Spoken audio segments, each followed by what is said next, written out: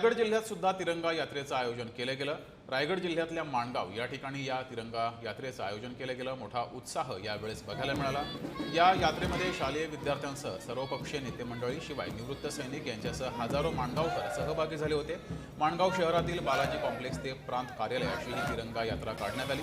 यावेळेस निवृत्त सैनिकांसह उल्लेखनीय कामगिरी करणाऱ्या अनेक मान्यवरांचा सत्कारही करण्यात आला आहे।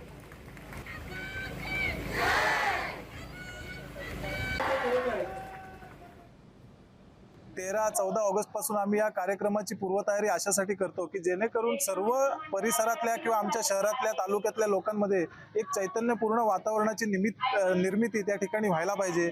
आणि आजचा हा जो कार्यक्रम केलेला आहे तर अतिशय उत्स्फूर्त प्रतिसाद या ठिकाणी समस्त माणगावकरांनी दिलेला आहे।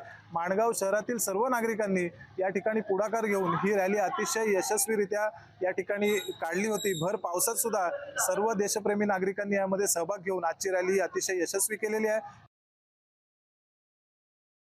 13 ऑगस्ट पासून 15 ऑगस्ट पर्यंत अशा पद्धतीचे कार्यक्रम केले जात आहेत। हे कार्यक्रम भारतीय जनता पक्षाकडून केलेले जात नसून भारतीय जनता पक्षाच्या काही कार्यकर्त्यांनी पुढाकार घेऊन हे कार्यक्रम या ठिकाणी केलेले आहेत।